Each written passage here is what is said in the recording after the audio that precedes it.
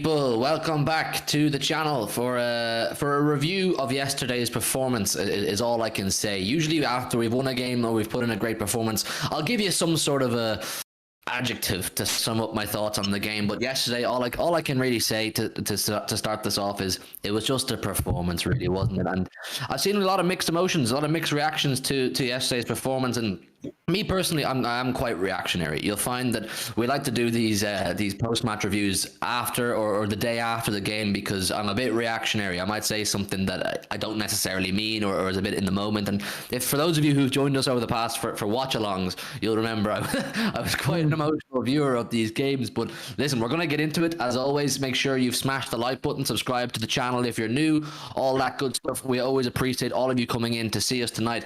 10 of you in the building, just smash the like button. It helps us out massively. I'm joined by Joe, as always. Great to see you, Joe. And the man of the moment, back from Spain, Revel. It's great to have you back. How are things? Daddy's home. Daddy is home, and it's unbelievable. It's good. I had a very good trip, though. You know what I mean? I took my little week sabbatical, and I saw everyone. I was there for the comments. Everyone missed me. I saw it's like fucking pandemonium in the streets. Where's Revel? Where's Revel? But I'm back, and I'm here. Daddy's home, he says. Does nobody find this weird? He's referring to himself as Daddy. I'm referring to the John Jones Daniel Cormier thing, but go on. Nevertheless. Listen, to start off, we got a super chat here from Dr. Footy. Joined the Red Side. Dr. Footy, one of my favorite viewers of this channel. He always gives me a good laugh. He says, "Look poor against Villa, but we move." Dr. Footy, thank you so much for the super chat. It is great to see you, my friend, with the ZAR 14. What are people saying before we get into it? John says, "Asna, yeah, poor, rough for Arsenal today, man, rough." Kai says the music. Don't want the music. We're gonna get that changed, people. We're working on upgrades for the streams. The start and screen music. Here we go, Sam. Yeah, here we go soon. Hassam says hello. Yes, Hassam. Dr. Footy says, retitle the stream. City go 1 point closer to the top. Clinical, big up, lads, and big up the chat as well. Smash the like button, people, says Dr. Footy. Toby says, forget that underwhelming performance by some players against Villa. We are just 1 point behind. We will smash Sevilla on Tuesday. Yeah, that's a massive game coming up on Tuesday. John says, Daddy's home. Zaddy is back. Guess who's back? Mr. Rollup, what's going on with Foden? He needs to sit when Grealish is fully fit. Listen, we're going to get into it all. I have a list of things that I think are worth covering. If there's anything that you guys want us to cover that we don't, get it into the chat and we'll happily talk about it. Even if it's other games, we'll give you our thoughts on what's going on in the world of the Premier League. But the primary role of the stream is to talk about yesterday's game against Villa. Is there player ratings available, Joe? Are they up on screen, or is that a thing at the minute? They are scrolling. I can quickly just... Okay, so when the player ratings appear on screen, people, let us know your thoughts on our player ratings and tell us your own in the chat if you would. Right, where do we start, lads? Where do we start? One each against Villa. For me, I know I've seen mixed reactions on Twitter. Some people saying, oh, you know, don't be ungrateful and don't be spoilt, you know, when you don't win every single game. And I do agree with the principle of that you shouldn't be extremely reactionary and start hating the team or hating players or calling out people. But you also have to be, you know, cynical when it's right. You know, you have to be critical at the right time. If the players aren't playing well and you just watch that match and you're analysing that match, you call a spade a spade. You say who's not playing well and you say your thoughts, and that's what we're here to do. So we're going to start off with, I think Kyle Walker, man. I think Kyle Walker is someone we need to talk about. He's had a very poor start to the season overall. Fantastic against Nottingham Forest, but overall Kyle Walker doesn't look himself. Is it a fitness thing? Is he losing his pace? I'm not too sure. I think he was struggling yesterday. I think the team as a whole were struggling a lot yesterday, and you do have to give some sort of credit to Villa and Steven Gerrard, even though I don't like to credit Steven Gerrard ever. But you do, because the way they set up was perfect. They rattled us, they put us under pressure, they stressed us out, and the best way to stop City in their flow is to just get in their faces and stress them out as much as possible, as we've seen. But Joe, listen, I know you have some thoughts on Kyle Walker, man. Get them out, let the people know what you're thinking. Do I have some thoughts? I always have thoughts. They are quite often very opinionated and very harsh, but I mean, I expect the best. We are, you know, Premier League champions for a reason, and he's not performing at the level that we expect of him. We know he's much better than this. We know that realistically, there's this whole Trent versus Reece James, and we always argue for Walker's corner, but you can't argue for Walker's corner right now. Like, he's just been so poor. It's something that it's weird, because I don't think it's fitness. I think he's played far too much for it to be a lack of match sharpness. He went off injured against Villa, so how serious that is, we don't know. It didn't look too serious because it took him a while to come off. Quotes where he said at half time that he was struggling a little bit, and I think he played to like the 80th minute. So it can't have been too serious, although with his age, you do need to be careful. He has been playing in this sort of weird central midfield role, which doesn't suit him because he just doesn't have the technical ability to be able to play that role. And it leaves us so exposed at the back, and that's why we're leaking goals. I don't know what's really going wrong. I don't know whether he's just completely fallen off. I always use the example of Fernandinho where, we wanted him to start that Champions League final, and then it comes to the start of next season, he's a completely different player, and it seems like he's just finished at the top level. Like, I hope it's not the case. I do still think he has a lot to give. He's a leader in the dressing room. He's a very experienced player, but he's getting outpaced a lot. He is, struggling with catching up to players. I don't know whether it's the positions that he's being caught out and that he's having to recover from, or whether it's just simply his age catching up with him and it's a lack of pace. I don't know what's going on. He's injured now, so I don't think he'll play against Sevilla. I think we'll know by tomorrow when Pep does his press conference, but I think he doesn't need dropping. I think he needs taken out of the team. We signed another full-back. John Stones ended up playing right back for the last 10 minutes of that game. He could easily play that role going forward. So, we've got options. I think that, while, yes, he's an experienced player and, you need experienced players in this team, especially when we've got, a lot of young players. Can't keep playing because he hasn't directly cost us anything yet. Like a goal hasn't come as a result of his mistake, but it's not helping him just being poor. It's almost like players don't want to pass to him because he's giving the ball away. Like his passing yesterday was just abysmal. The common consensus, Revel, in the chat is that the fact that he's being played out of position in that role that Joe mentioned as almost a central midfielder. And if we're being totally honest, out of our starting 11 every week, Kyle Walker is definitely one of the players with the least technical ability, if you like. There's a lot of extremely technically gifted players in that team, and that's not to say Kyle Walker has no technical ability. It's just for the fact that the rest of them are so fucking good technically that it makes him look poor at times. He's probably more technically gifted than a lot of top right backs in the world, but in our team it doesn't look like that when you're playing behind players like even Rodri is really technically gifted, and then you've got players like obviously Bernardo and Foden and De Bruyne and that sort of thing.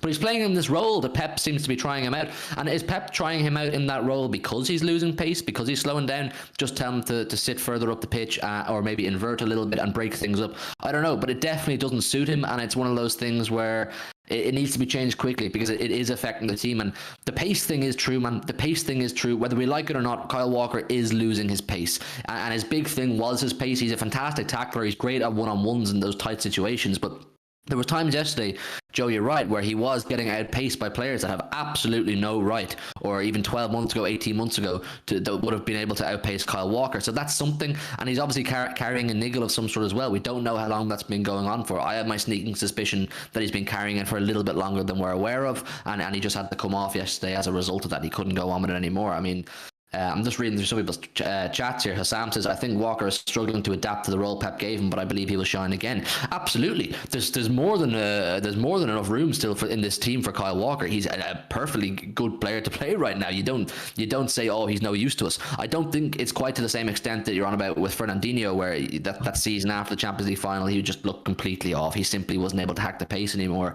But they're going to have to tweak things for Kyle Walker a little bit. Pep's going to have to tweak things a little bit. He's going to have to make up his mind. Do you want Kyle Walker flying up and down the flank, or do you hold him back into a back three? I mean, I see someone in the chat here. I saw a message. Benji says, if we don't play a back three against Tottenham, we will get counterattacked and concede too easily. If Kyle Walker is bombing up the pitch and leaving acres of space in behind, you just know Son is going to have a field day. Son has had the worst start to a season he's ever had in the Premier League. It would just be typical fucking City for him to come and bag a brace in the Etihad next week, wouldn't it? So for Walker, I think I would like anyway, and I would hope that Pep says back three. Back three, Kyle Walker, stay back where you are and do your thing in those defensive areas, because that's where we need you the most against a really, really good counter-attacking team in Tottenham. But we'll do a proper preview for Tottenham, and we'll talk about all our concerns and thoughts going into that game at the time. But you are right, Benji. I think a back three is the way to go against Tottenham. But listen, Rebel, with Walker, man, it's a frustrating one, it's a strange one. It's hard to put your finger on what the issue is, but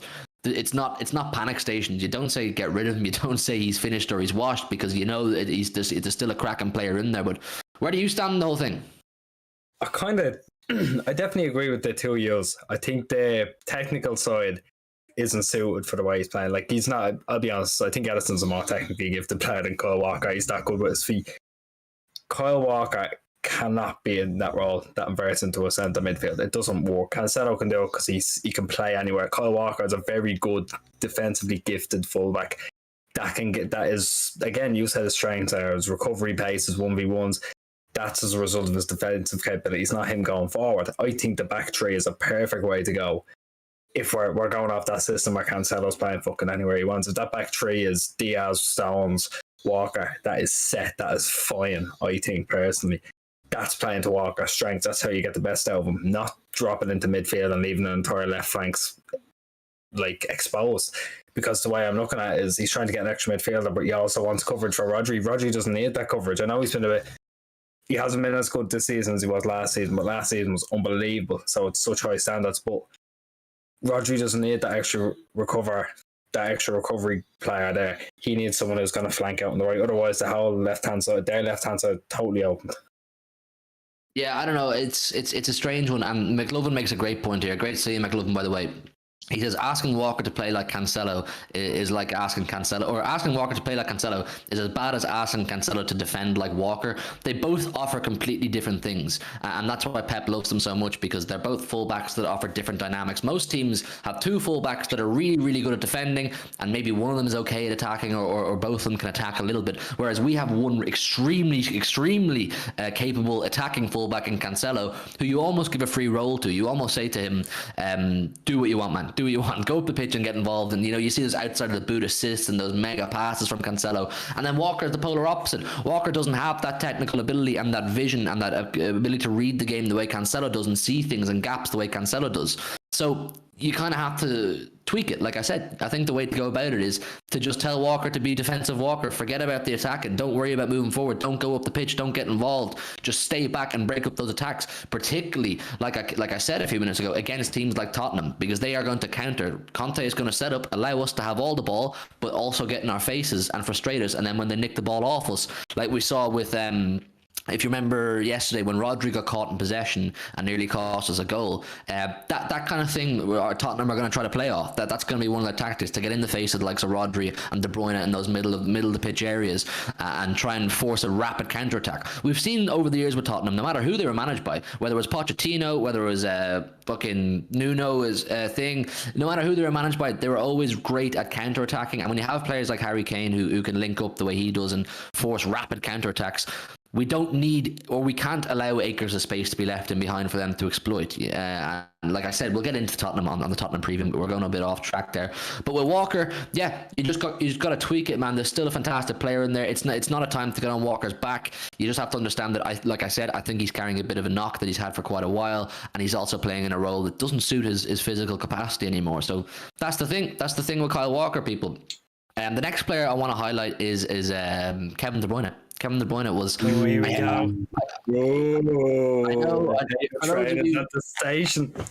For those of you who have been around this channel for maybe a year now, you will know that both Joe and Dara, believe it or not, have a bit of a Kevin De Bruyne agenda. They've not been big fans of. You can speak in a sec. You can speak. Okay, I just want to calm myself to the defense here, right? You can defend yourself in a second. Basically, they don't hate him. They don't think he's an off player, but they're very critical of him when he doesn't perform. It's only because he sets such high standards that you want the best from De Bruyne every single week. So when he doesn't play well, Joe and Dara go in on him. And you know what? On this occasion, I don't ever like to criticize De Bruyne too much, because he's such a magical player and he's given so much to the club, and he will give so much more to the club.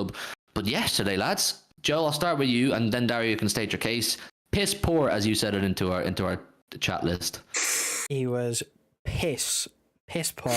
But the assist was phenomenal. The assist was phenomenal. I was about to mention that. Karma. Let me talk. No, the assist was great, but how many times did he try and do the same thing and it didn't come off?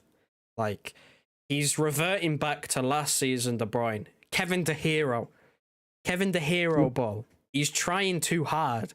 I get it. He's a world-class player. He should be regarded as the best midfielder on the planet. But my word, when he has a bad game, it is a fucking bad game. Like, it's awful sometimes. I don't know why it's taken. Like, he still hasn't realised that, while yes, he's chief creator, and we look to him to unlock a defence, why he keeps trying 40-yard crossfield balls and these little dinks over the top, I don't know. They don't work. It's a mystery to me. I don't understand it. He's the most bipolar. He's probably the most bipolar player that we currently have. Like, we got rid of Jesus and Sterling because they were inconsistent, and we thought we'd had a little bit more consistency with someone like Haaland. He's just going to come in and score every single game pretty much. But with Kevin De Bruyne, like, when he's good, he's really, really good. He's like man of the match. But when he's bad, when he's off it, he costs us. He costs us because he stinks. When he's off, he stinks. He stinks. He costs us. He does more harm than he does good because he ends up losing the ball by trying something that just clearly isn't going to work or hasn't been working, and he just needs to revert back to just maybe playing it a little bit simpler. You can't score if you don't have the ball. There's no point him doing these little fancy like dinks over the top if we're going to lose the ball. And it's things like yesterday, which was really, really annoying me, was sometimes he'd foul a man and it would just completely wreck the entirety of the momentum that we had just built up trying to score a goal. He'd needlessly just chop a man down as soon as we lose the ball. Like, I get it. We press high up. We are a high pressing team. I get it. But sometimes he just crops the man. He gets nowhere near the ball, and that's it. Momentum's gone. The other team's got a free kick, and they can start to build. Like, it's just frustrating. I know it's something that you kind of can't really take him off, because I've said this before. He's a player that can literally make something out of nothing. Like, even if he's having a poor game, one moment and it can be in the back of the net, or like the assist that he got, the one moment, you know, he got the delivery spot on and Haaland was there and it was 1-0. So you can't really take him off, but I expect so much more. He's the vice captain. He's the highest paid player at the club. I expect him to be, you know, near on man of the match for most games. I expect him to help us get out of sticky situations where we're either struggling, or in the big games when maybe we're a bit against it. He still tries to knock it past players and run, which he can't do. He doesn't have the pace to do it. He tried to do it to Ashley Young and then complained that he didn't get a foul. And Villa went up the other end and almost scored from that. Like him stopping and throwing his arms up. He's getting outpaced by Ashley Young. Like, there's little things like that where I think he just needs to realise that, you know, these things aren't working. And he needs to either try something else or just go back to the basics. We love talking about the basics of football, Fabian Delph. But he does. He needs to just stick to doing the simple stuff, right? Because I'm sick of him trying all this fancy shit and just losing the ball. It's just frustrating. Listen, there's 30 people in the building. We're going to keep talking about De Bruyne. I'm reading all your messages here. Do us a massive favour if you would while you're here. It's free to do. Just hit the like button. It helps us massively. We appreciate all of you coming in to chat to us. I'm reading all your messages here, like I said, and I'm going to read some of them out now in a second, and then Rebel can say what he thinks on the De Bruyne situation, because it's an interesting one. So just hit the like button and subscribe to the channel if you're new. Massively, massively appreciate it. I think it's on like 32, 33 likes now. Try get it up to 40 if we could. 40 likes is the goal, people. Try get it up to there. Dr. Footy says, Kevin was arse, but you can't take off Kevin because he can make things happen. He made our goal for Haaland yesterday. Besides that, he was poor. I think that's the overall point Joe is making, is that when he's playing poor Kevin De Bruyne, he does reek. He absolutely honks up the gaff. Like, you're right, he does more harm than he does good, but you can't take him off. You can't take the fucker off because he'll do something crazy. I mean, the assist was a thing of beauty. It's one of the best assists I've ever seen in my life. Did you see the swerve or the curl on the ball? I don't know what he did. I don't know how you control a ball like that, or how you make the ball move like that. But it just, like, it seemed to hang in the air for like 10 seconds. The ball just hung in the air, and then Haaland, being the big athlete he is, got his foot on it at someone's like head height. It was a crazy goal. Great goal. It was the best moment of the game, obviously, for us. But his overall performance, Rebel, it stunk. It really stunk. He was fantastic. It was fantastic once or twice this season, but I think it is bipolar. It is up and down with Kevin De Bruyne, but you can't take him off. Dennis says he was cosplaying Bruno Fernandes yesterday. See, this is it, man. This is it. When he's not playing well, people are going to start throwing him in with Fernandes again. But he's streets out of Fernandes, even when he plays like yesterday. Rebel, Kevin De Bruyne, you're itching to speak about him. Go for it. I'll give you the lowdown last year. Basically, we were haters. We were haters, right? I've laid off my good bits this year, and I'm still going to lay off them until I don't know. I don't know when I have to, but I will make this little shrewd observation. I think Joe mentioned the big games, how he tends to play, how he tends to be a little bit calmer on his decisions in the big games, not making those fucking stupid passes, those hero ball passes, and that's always when he looks his best. He always turns up in a big game. Everyone says that he's a big game player, and that's when he's not faffing about trying to knock 40-yard balls over the top.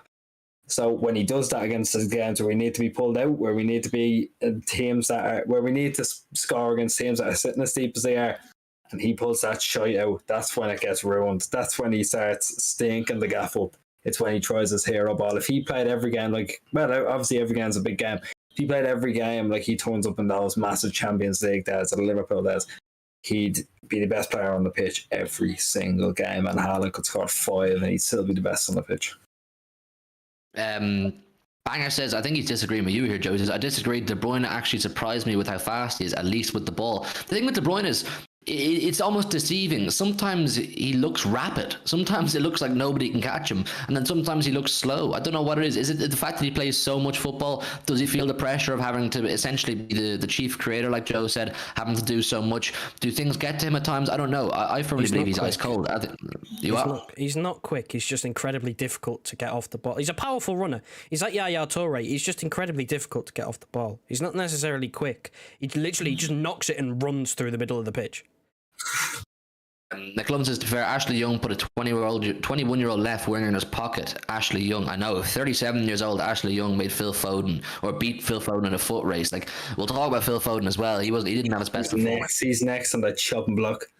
I don't want this to come across like we're rinsing the team, but we are just analysing what we saw, people, and there was a lot of below par performances, and when you have 3 or 4 or 5 of your best players having below par performances, there's a good chance it'll contribute to dropping points, and that's just what happened to us yesterday. Dr. Furry says, Kevin De Bruyne saving his good performances for the Champions League. Maybe he wants that Champions League. Maybe he's taking a chiller during the Premier League. Maybe he's relaxing. I don't think he is. His stats are still phenomenal. He currently has the most assists in the Premier League, and that's just the thing with De Bruyne. The standards and the expectations of De Bruyne are so high because we know how good he can be, that when he doesn't hit those like a particular standard or a particular height in every game, you go, oh, we want them more. It's just because you can expect it from De Bruyne. You know how good he is. So when he doesn't do it, it's a bit of a weird one. Centurion's 100 points. Good to see you, my friend. He says, I think De Bruyne is trying too much to raise his assist records. For me, he needs to improve on his shooting. He could have scored 2 goals, but hit all. Yeah, there was one shot particular, I believe, wasn't it? Was in the first half when we were shooting down towards the left, whatever way from the TV angle. Yeah. He really should have hit the target. There's a big gap in front of him. He really should have hit the target. But I do want to stress people that De Bruyne, he's still world class. He's absolutely world class. We're not here to say that De Bruyne's fallen off or he's washed or he's finished. Nothing like that. But if you watched the game yesterday, people, you know it wasn't the De Bruyne at his best. It was not Kevin De Bruyne playing at his best. It wasn't the De Bruyne we all know and love. John says, another 50-minute video on Kevin De Bruyne. Listen, I had nothing to do with that video. If I knew that video was 50 minutes, I would have said, it's not going up. I expect none of you to sit there and listen to 50 minutes of us talking about Kevin De Bruyne. Revel, I'm looking at you, mate. I'm looking at you. It was my idea, and it was a good idea, and it was a really good video, but I wouldn't expect anyone to watch 50 minutes of it. Dennis says, he's actually pretty quick, not absolutely rapid, but he's a lot faster than people give him credit for. I think he's deceivingly quick because he's not like, say, Leroy Sané, who just burns up the grass and looks like he's putting in no effort to get up to pace. But he obviously really pumped his legs to get his pace. I think De Bruyne is quick. I don't think he's rapid, and I don't think he's slow either. I think he's deceivingly fast. A lot of thoughts here on Kevin De Bruyne. McLovin says De Bruyne is getting on. Media never talk about Modric in season. Modric keeps his best energy for Champions League. I see De Bruyne keeping that same energy. The thing with De Bruyne as well is he's won it all except the Champions League, and he's one of these extremely driven players, and you best believe, people, he wants that Champions League for his own personal record. He wants to finish his career with a full collection of medals, and I believe he's going to be massive for us in the Champions League. Absolutely massive for us. Joe, do you see any sense to what I'm saying in the kind of personal collection thing? These top players, they really, really want that. Yeah, and it makes sense. He's in his 30s now. This is, he signed that big contract a couple of years ago. Like, he's going to be here probably to the end of his career now. And I don't know how long he personally sees himself playing for, how long he could feasibly play for. It's up in the air right now. I think genuinely there is no reason why he couldn't play into his late 30s, like another 5 years. But whether he decides to keep going that long, I don't know. He's driven. He will want that Champions League. It is the only trophy that he hasn't won, like you said. But I don't think, he'll go like above and beyond and sacrifice every inch of league form just to win the Champions League. Like, I don't think he's that mad for it, where he's like, I'm going to not put in 100% in the league games because I really want this Champions League. He's not a player like that. But I do understand where games that you would look at where you'd go, on paper, we should be winning by multiple goals, and him maybe having an off day or maybe not putting in 100% effort, maybe 90%, I don't know. I can see why, but at the same time, it's only the group stage. Like, we normally breeze the group stage. Our group is deceivingly difficult this year, but we've got other players. If he, really wants to win the Champions League, then he's got... I don't know. I really don't know what to say. I do just genuinely agree. Like, I think he does want it. I don't think he's desperate yet, because I think he knows that he's got a few years left at the top level. But maybe if we don't win it again this year, and it starts to look like we may never win it, because that's what happens every year. We build ourselves up like we're going to win it, and we're always the favourites, and we go out some way. And I think he'll look at that and go, he'll be so desperate that maybe he does start focusing more on the Champions League as the years go by. But I think right now, I don't think he really cares. I think he's just happy to be winning trophies.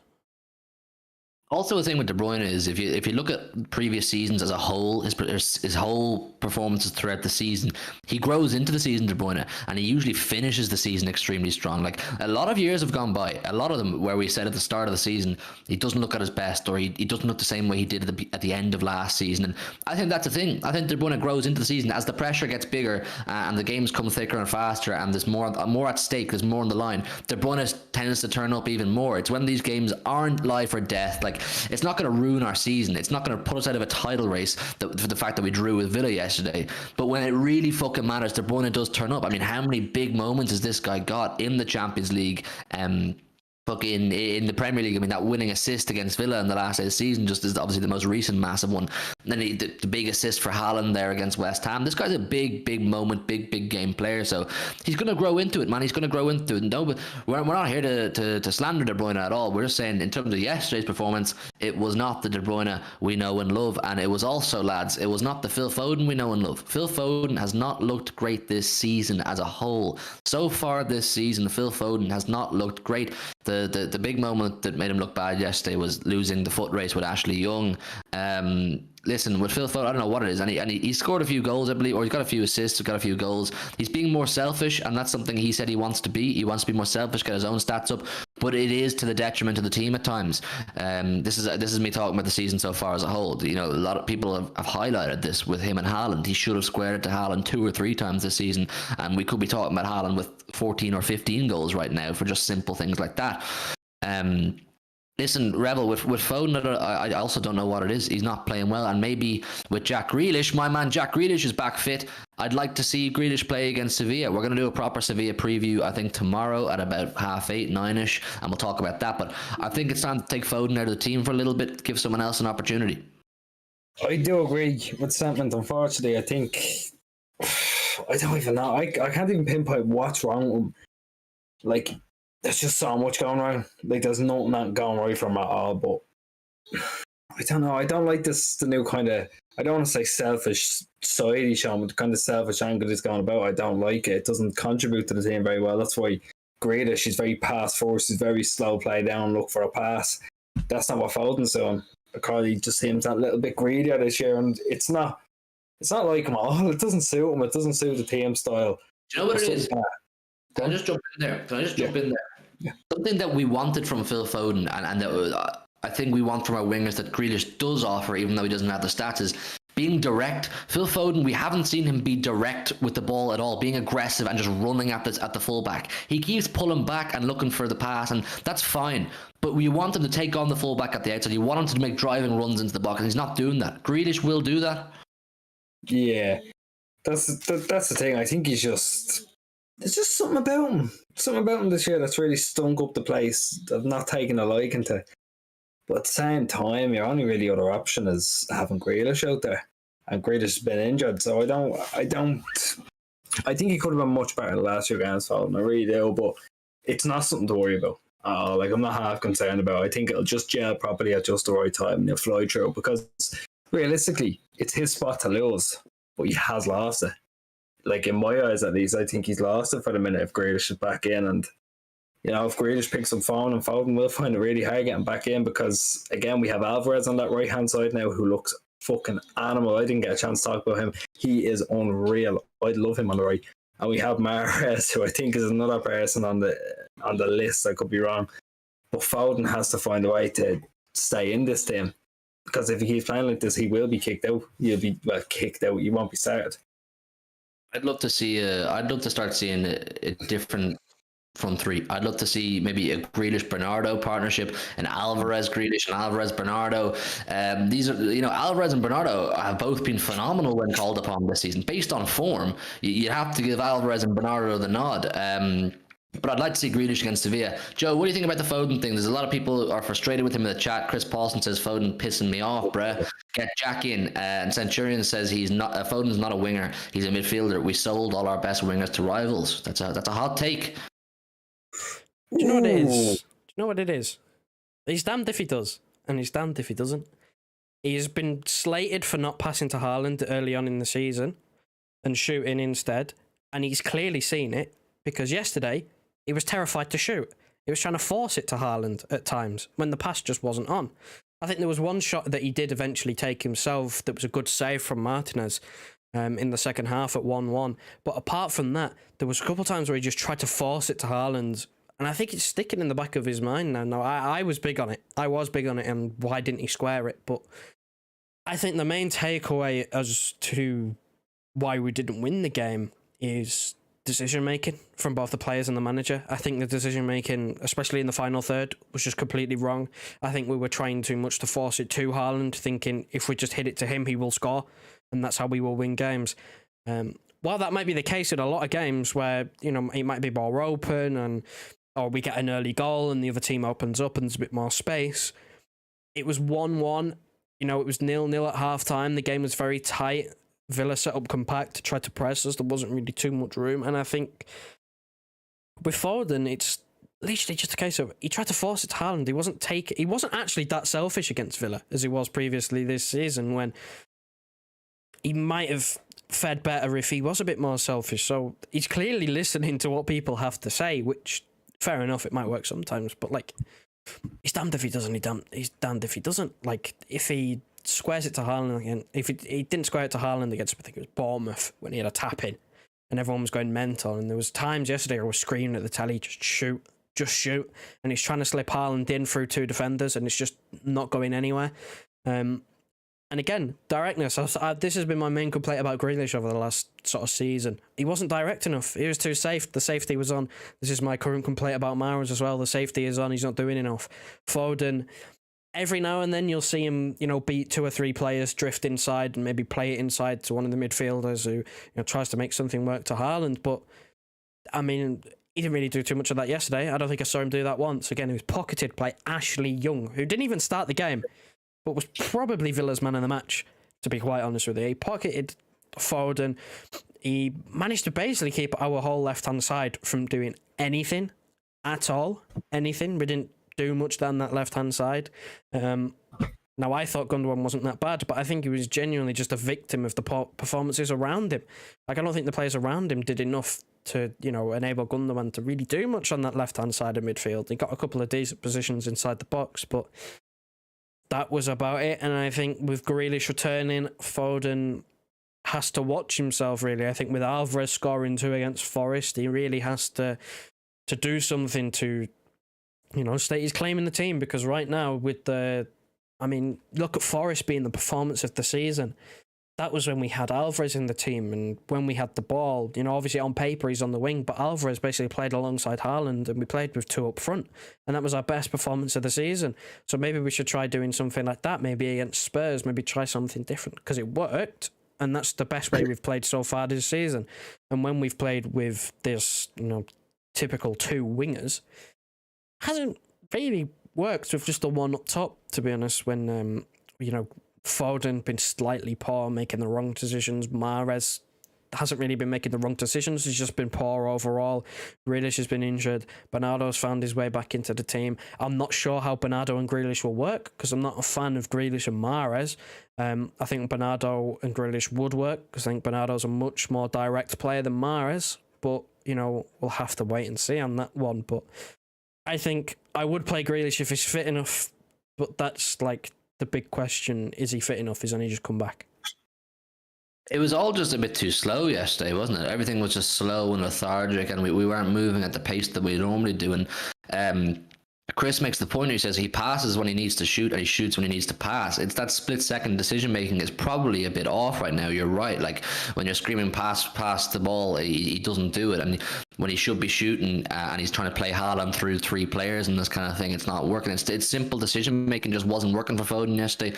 But once again, we're not here saying that Phil Foden is finished or that we shouldn't be using him. I mean, it's only a matter of time before it clicks. And we haven't got going yet, people. As an overall team, we haven't really got going yet. We're still growing into the season, and there's going to be teething issues. And whether we like it or not, while Haaland, of course, is scoring loads of goals, there are tweaks being made to our system and the way we play football to facilitate Haaland that bit more in a way that we didn't when we had a false nine. So the players are trying different things and trying to find out what works for them. So I'm happy to make the leeway when players like De Bruyne don't have banger performances, or players like Foden or Mahrez don't have banger performances.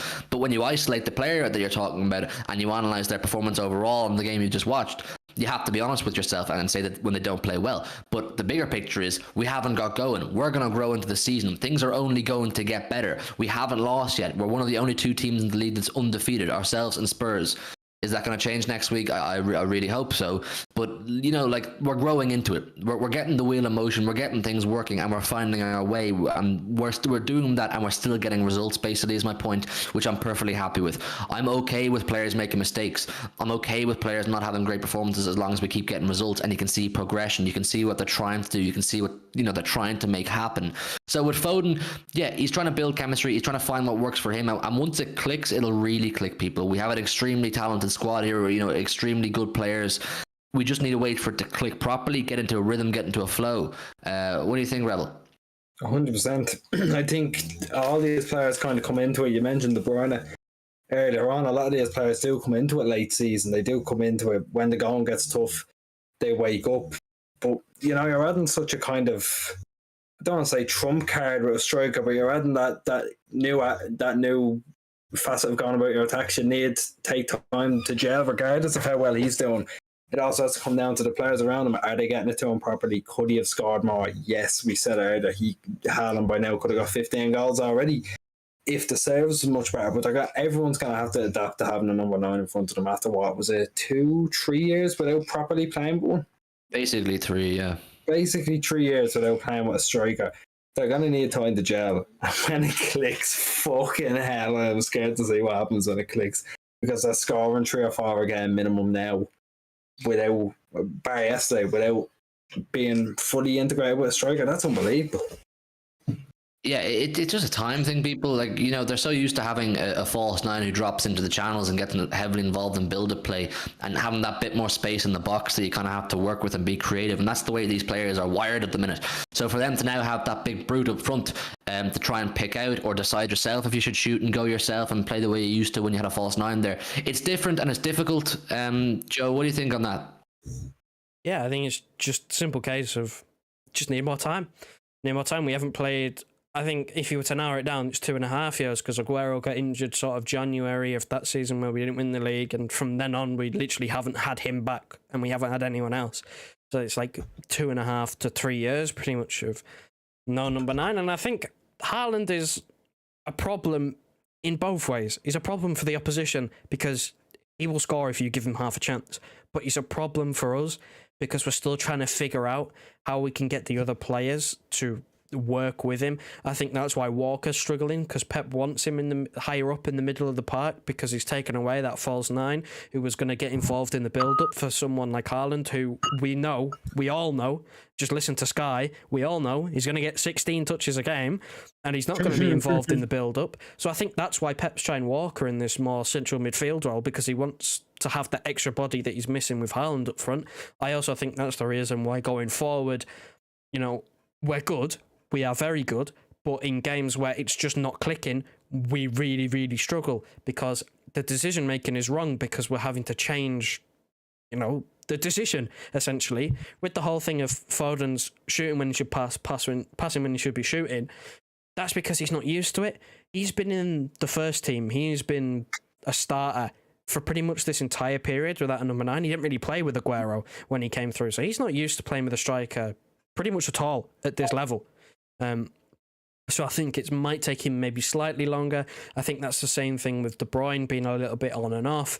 I think his passing his range was always there, but I think the consistency dipped back a little bit because there was no one for him to play it to, so he just focused more on scoring goals. He got a lot of goals when we didn't have a striker. He was one of our top scorers. And I think, again, like we're seeing it slowly sort of come back. I think it was a bit of a blip against Villa, but you look against the pass for Bernardo Silva against Newcastle, sensational.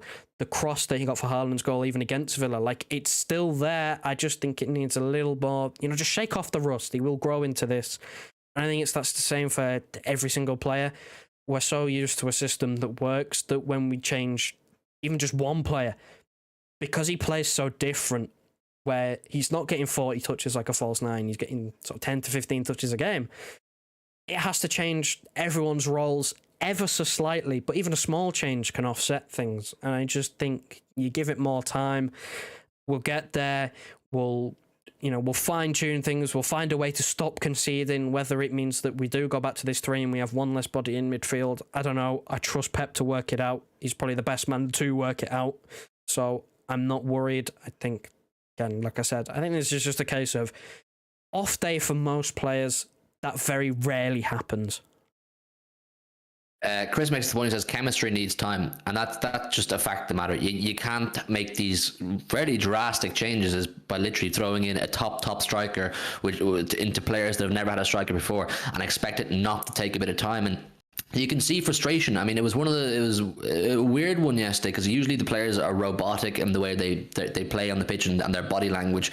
Nothing phases them. Nothing really gets under the skin. They're just in their motion. They're in the zone. But you could see frustration in the body language of De Bruyne. You could see frustration in the body language of Foden. You could see frustration in the body language of Haaland because he wasn't getting the service he wanted for the most part of the game. So he starts to drop deep, and he isn't the best link-up player in the world, Haaland, because that's not his primary role. His primary role is not to link up. It's to stay up top and get the service that he needs to score the goals. And you saw once he got proper service, i.e. the assist from De Bruyne, it's in the back of the net. So that's what I'm saying. There's a lot of frustration, and once the chemistry grows and once it all clicks, the frustration will die down, and they'll know what they're at. They'll all know what they're doing, and that's just the point we need to get to. But we're still doing this. We're still looking frustrated and slow at times and lethargic at times because we're figuring things out. We're just figuring what works best, and players are finding their feet. But we're not dropping points, or we're dropping points. But we're not losing games. That's the main thing. We're not losing games. We're not really putting stinker performances where it's awful. You're saying, wow, we were crap yesterday.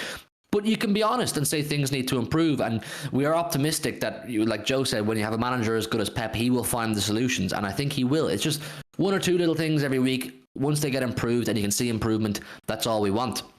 Zizou says the players want to give all assists to Haaland. Sometimes they have to score. I think someone made the point there as well.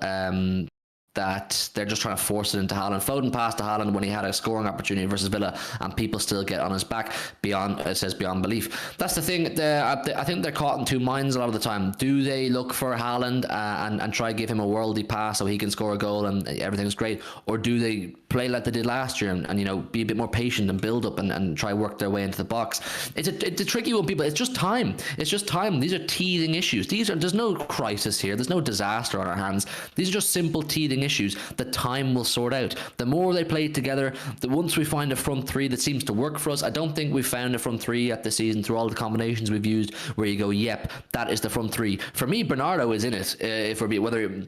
Whether we think he can play in the midfield for a given game or not. If you want to put Bernardo into the front 3 conversation, he's the first on the 3. Him and Haaland, and it's just a matter of who plays in the left. And at that point, it's just time. People just give it time, and it'll all be fine. Kerwin Pierre says Caribbean massive, City till I die. Yes, Kerwin, great to see you, my friend.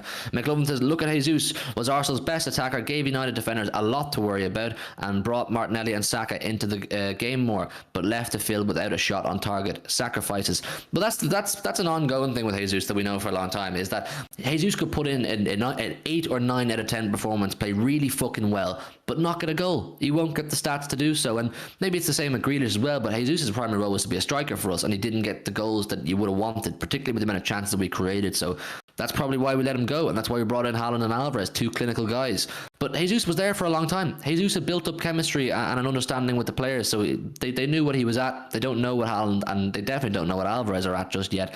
It's just a time thing. Water always finds its level, says Chris Boston. Exactly. Time is the thing. A few more things to talk about. We said we'd talk a little bit about the Coutinho goal. It's been a bit controversial on Twitter as to whether it should have been a goal or not. Joe, I think you spoke a bit about it to me off camera, or you texted me about it a little bit, and there's some interesting thoughts. What do you think about that? Is it rightly so that it's controversial? Yes, but not in the sense of it should have stood. There is no way that goal should have stood because the referee has blown his whistle. As soon as the referee blows his whistle, they can't go and check it. The player's stopped before he's taken the shot, so even though that it's ended up in the back of the net, VAR can't get involved because the referee's already stopped the game. He's already stopped play. So to say that, VAR should have got involved and overturned it and, put it as a goal, completely wrong. What was wrong about that was the consistency of the offside. Now, we've been told before that in terms of offsides, when they are tight, the linesman doesn't flag it until usually when the play is over or when the second phase of play begins, and then he'll put his flag up to stop the play, to let it go on so that if they do score, VAR can check if they're offside. But in this instance, the linesman puts his flag up straight away for whatever reason. I don't know why, but that still doesn't mean There's no offside there at all. There's no offside, but the linesman's put his flag up. 1, he shouldn't be putting his flag up that early. 2, it shouldn't be going up at all. But if I give him the benefit of the doubt and say that maybe he did think it was offside, he still shouldn't be putting his flag up that early because we've been told before multiple times that they are supposed to wait until the play is over to put the flag up so VAR can actually make sure that it's the right decision.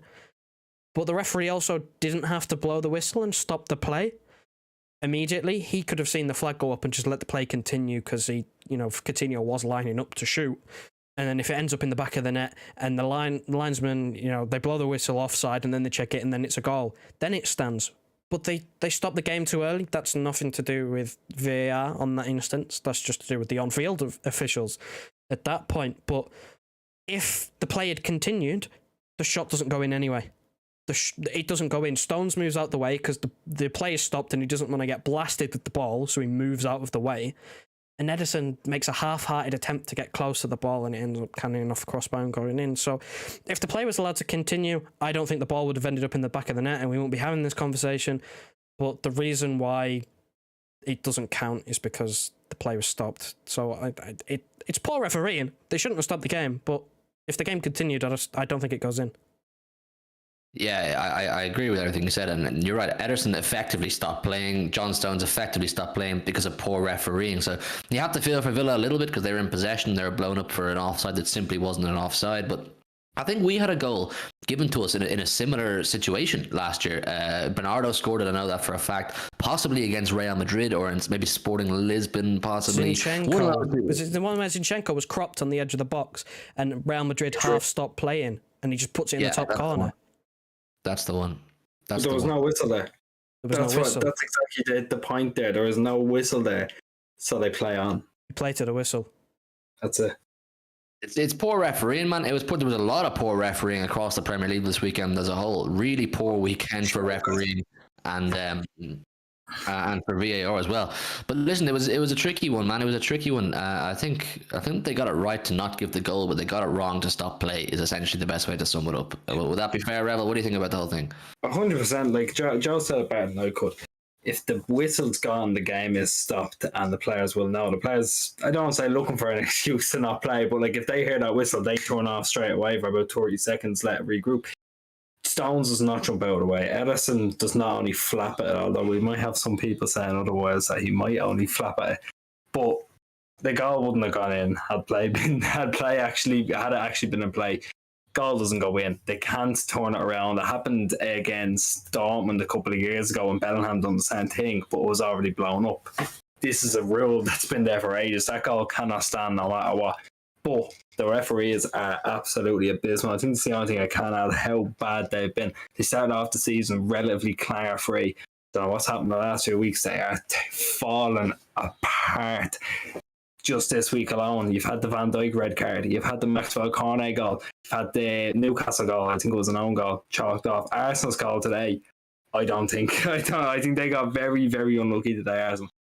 That's 5 in one game week. That's unbelievable. Goal. See, I think apparently that screenshot Tony Bellew put up was fake. I haven't seen it anywhere else. Calling out Tony Bellew. If you want to have it, we'll have it, right? respectfully. Like I've no problem calling out Rory Jennings because I he's not a world champion boxer, but respectfully, Revel, I think Tony Bellew would punch the head off. Tony Bellew, lad, I was only messing, but I saw on Twitter that apparently a screenshot was fake. I hope it's not because I don't want you to hit me. Oh, Leeds had a penalty and Jesse Marsh was sent off. Awful. I don't know, man. It was a shock. Fucking hell, man. Football Ferreira says that ball was never going in if the ref didn't blow up. Move on, my friends. Thoughts on Sevilla games? We must smash them. We just smashed them yesterday. I think Football Ferreira is a Barca fan. Sevilla looks so poor this season, especially losing Kunde and Diego. We're going to do a proper full preview for the Sevilla game tomorrow night. So come back tomorrow night, people, and we're getting to the Champions League mode. You see that Premier League badge in the middle of the screen right now? That'll be the Champions League stars tomorrow night. Very exciting, I know. Little graphic changes. Have we had those actual graphic changes since we started? Or is it always in Premier League? We've had one Community Shield. We've had the transfer one as well, the 2 little arrows. When me and Joe did the Champions League reaction video, Joe, did you have the stars there? Yeah. That was the first. Yeah, the first look. You've seen it. You've seen it, but you'll see it again tomorrow. There's more of you here. Trouble in Twitter Town, Revel versus Bellew. Respectfully, if Revel goes head to head with Bellew, I'm backing the Bellew fella. I'm backing Tony Bellew. Tony Bellew, I will put every money I own on it, but I will actually try because I know I'm going to get sparked. It's the only person who beat me in the world, though. He's the only person in the world who beat me. I beat Paddy Pimblett, no bother. You hear that, Paddy Pimblett? Paddy the Body versus Dara the Dickhead. Thing is, he's the type to see this. Paddy the Body, lad. There's no. I won't be paying for your pay-per-view versus Tony Bellew. But listen, people, it's 2 points dropped. It did feel for me a little bit like a loss yesterday, just because of the poor performance. But don't get it twisted, people. Good things are coming. We will improve. Time will tell. It's gonna click. It's teething issues. These won't last forever. We know we've got 2 big games this week. We start our Champions League campaign, obviously, with Sevilla on Tuesday. Like I said, we'll be doing a full preview for that tomorrow, and then we move on to our real bogey team. We spoke about Palace being a bogey team. Tottenham are the bogey team. They seem to have our number, regardless of whether it's home or away, whether it's Premier League or it's Champions League. Tottenham have our number. So we need to put that curse to bed, get that monkey off our back, and get going again, man. Get back into a flow, get a rhythm going. And just keep improving, man. Keep improving. John says, Paddy the Body versus Dara the Daddy. Full circle. Football Ferreira. Pinned. You are being pinned. Football Ferreira says, I'll be here for sure, brother. I got the notification on for this channel unless I'm live or watching football, but always here to support you. Yes, Football Ferreira, I love that attitude, man. Appreciate your support. There's about 35 of you in the building right now. We're going to wrap it up now in a few minutes, but make sure you've smashed the like button. I think we're 1 or 2 likes off 50, so if you would help us get to 50 likes, that would be massively appreciated. And of course, subscribe to the channel. We've hit it. There you go. Thank you. Keep running up the likes. We're on the road to 4K, people. We're loving watching this channel grow. We're loving meeting new people every day. Every stream we do, there's new faces coming in all the time to give their thought, and it's so much fun doing that. So we appreciate that massively. But yeah, listen, with the Villa game, don't take it to heart. Don't take it too seriously. It was an underwhelming performance, and the thing is, when you have 3 or 4, like I said, of your best players in, say, De Bruyne, Foden, Rodri was very poor yesterday. Let's be honest, Rodri was very, very poor. Even just having those 3 players alone being poor or not looking their best, it's going to contribute to an overall poor performance. But you have to give Villa a little bit of credit. They created things. They probably I wouldn't say deserve the win, but they definitely deserve their point. Like, if we're being objective and fair, Villa definitely deserved their point. We did not deserve to win that game. We were too slow in our build-up. We were too slow in everything we did and lethargic. We looked like we'd run out of ideas, and we looked massively frustrated. And I said this already, we don't often look frustrated, but when you do frustrate us, it can go that way. It can go very south for us. So I don't take it too seriously. But any last thoughts, Joe or Dara, before we wrap it up now in a sec? I wish we had buried Steven Gerrard yesterday.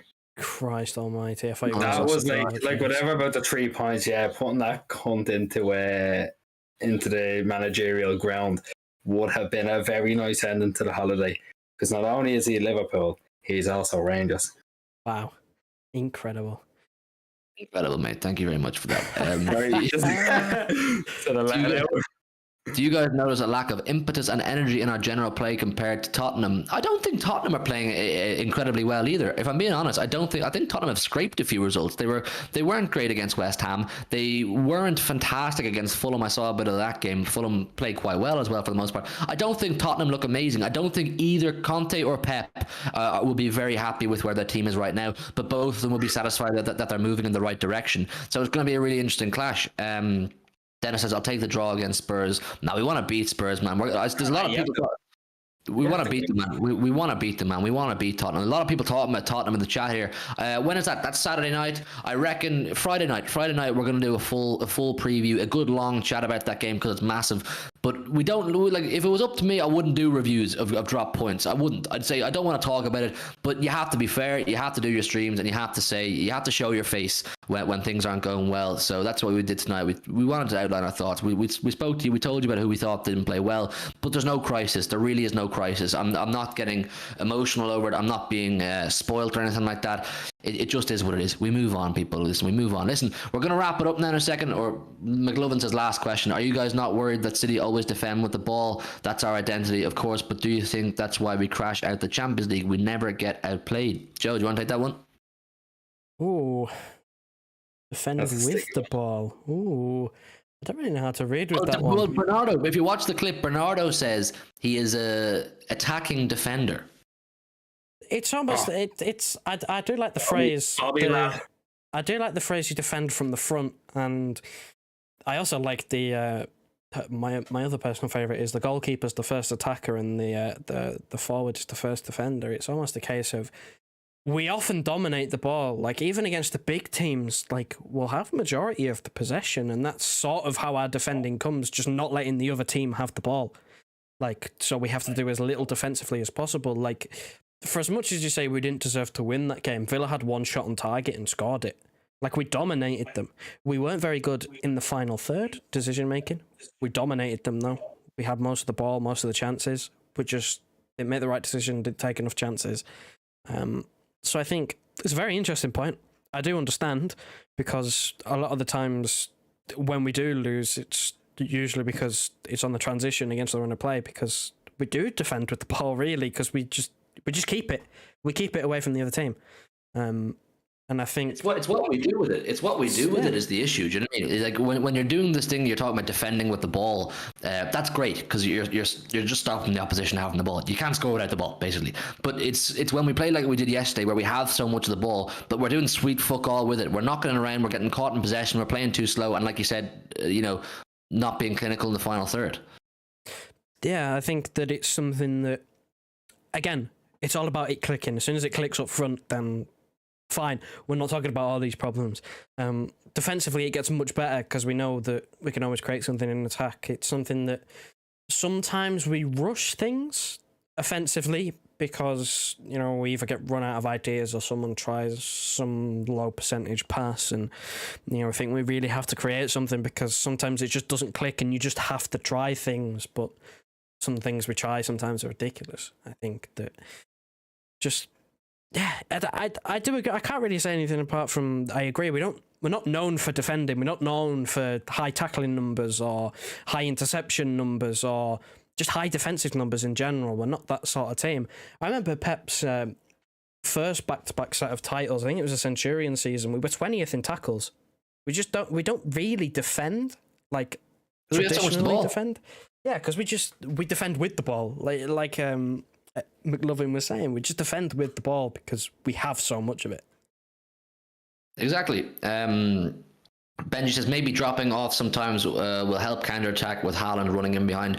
We're afraid to counter-attack. For some reason, Pep doesn't like counter-attacks because they're too erratic, they're too chaotic, and Pep likes, his team to play with extreme control and that kind of thing. And counter-attacking isn't like that. I noticed that yesterday. We had a couple of opportunities yesterday to counter-attack really fast, and the way Tottenham do, the way they counter-attack with serious pace, Pep doesn't seem to like that. He'd almost rather we allow the opposition to filter back, get into their defensive shape, and then we start our attack. We start to try and break them down, move the ball from side to side and that kind of thing. So counter-attacking isn't something that seems to exist in the vocabulary of Pep Guardiola. But listen, there's 35 of you in the building with us right now. Make sure you smash the like button as always. Make sure you subscribe to the channel. We're going to wrap it up now in a sec. Just a few final things. I think, Joe, if you would, or one of you, if you could stick the Discord link into the chat right now. Any of you that have Discord and want to join our little group chat, essentially, you can chat to myself, Joe, Dara, Luke, whoever's there. We're always talking about football. It's good crack. Erling Season says, a certain gremlin I know doesn't show his face after Chelsea lose. I think he's referring to Matisse he put on a balaclava last week after Chelsea. Because he's a little fucking troll. Listen, you'll never see me wearing a balaclava. If City get pumped, I will still show my face, I'll still stick my chest out, and I'll defend my team. Balaclavas, then that's not how I roll. He's not allowed to wear them anymore. Yeah, listen, we're going to wrap it up, people. Thank you all so much for coming. We'll be back tomorrow night at about maybe 8, half 8-ish. I'm not too sure just yet. Keep an eye out for that. Have your notification bell on, because we will be back doing a full Champions League preview. We'll talk a bit about our group, and we'll absolutely talk about the Sevilla game and what we expect and what we would like to see. I think we'll see a big difference in what we saw against Aston Villa. So we will see you tomorrow night, people. I look forward to it. Good night and God bless. Wrap her up, Joey.